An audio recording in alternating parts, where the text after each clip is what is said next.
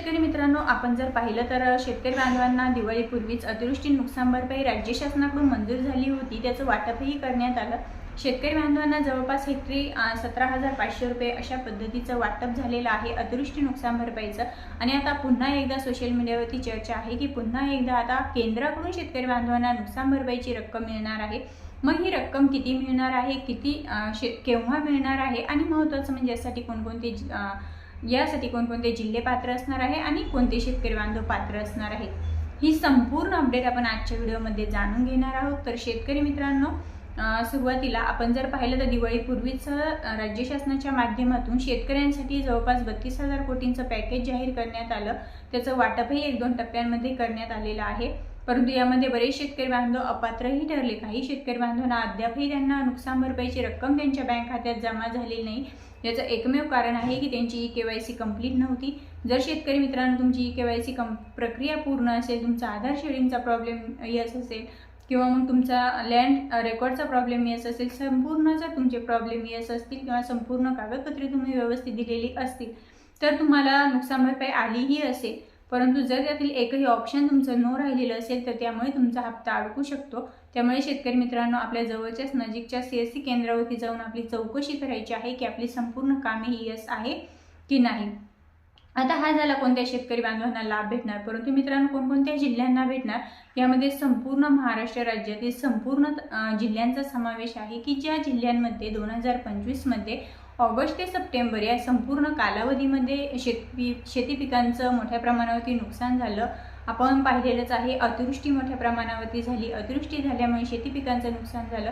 शेती पिकांचं नुकसान झाल्यामुळे शेतकरी बांधव खचला गेला आणि शेतकरी बांधवांना यातून सावरण्यासाठी दिवाळीपूर्वी शेतकरी बांधवांची दिवाळी गोड करणार असं आश्वासन देत राज्याचे मुख्यमंत्री देवेंद्रजी फडणवीस साहेब यांच्या माध्यमातून 31,628 कोटींचं पॅकेज जाहीर करण्यात आलं. आणि मग आता केंद्राकडून आपल्याला पुन्हा एकदा हेच पॅकेज पुन्हा एकदा मिळणार आहे. म्हणजे आपल्याला जी नुकसान भरपाई मंजूर झाली किंवा आपल्या खात्यात जमा झाली होती तर ती राज्य शासनाच्या माध्यमातून जमा झाली. परंतु आता शेतकऱ्यांचं जे मोठ्या प्रमाणावरती नुकसान झालेलं आहे हे लक्षात घेता आता राज्य शासनाने केंद्र सरकारकडे एक प्रस्ताव मांडलेला आहे. त्या प्रस्तावानुसार केंद्र सरकारला निधीची तरतूद करावी लागेल आणि त्या प्रस्तावाला मंजुरी द्यावी लागेल. मग तिथून पुढे आपल्या शेतकरी बांधवांच्या बँक खात्यामध्ये जे डबल अतिवृष्टी नुकसान भरपाईची रक्कम आहे तर ती नक्कीच जमा होईल. मित्रांनो, आता ही झाली संपूर्ण माहिती. आता कोणकोणत्या जिल्ह्यांना हा हप्ता भेटणार आहे किंवा मग हे वाढीव अनुदान भेटणार आहे तेही जाणून घ्या.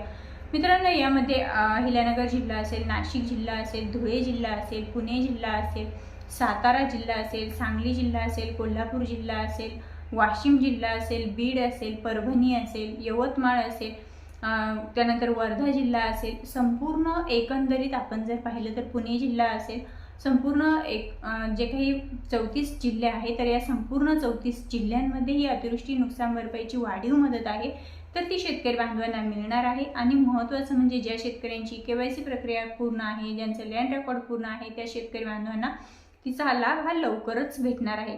मित्रांनो, आता यामध्ये आपण पाहिलं तर संपूर्ण 34 जिल्ह्यांचा समावेश आहे. आता प्रत्येक जिल्ह्याचं नाव घेणं शक्य नाही आहे, परंतु प्रत्येक जिल्ह्याचा यामध्ये समावेश आहे. कारण 2025 मध्ये जी अतिवृष्टी झाली, जे गारपीट झालं, त्यामुळे संपूर्ण महाराष्ट्र राज्यातील संपूर्ण जिल्ह्यांना नुकसान झालेलं आहे, धोका झालेला आहे. पिकांचं पिकं त्या ठिकाणी नास्तमूत झालेली आहे.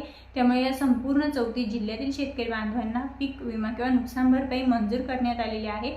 त्याला वाटपही करण्यात आलं आणि आता पुन्हा एकदा नव्याने केंद्राकडून आपल्या शेतकरी बांधवांना हेक्टरी 17,500 रुपये अशी मदत मिळणार असल्याची माहिती सूत्रांकडून भेटत आहे.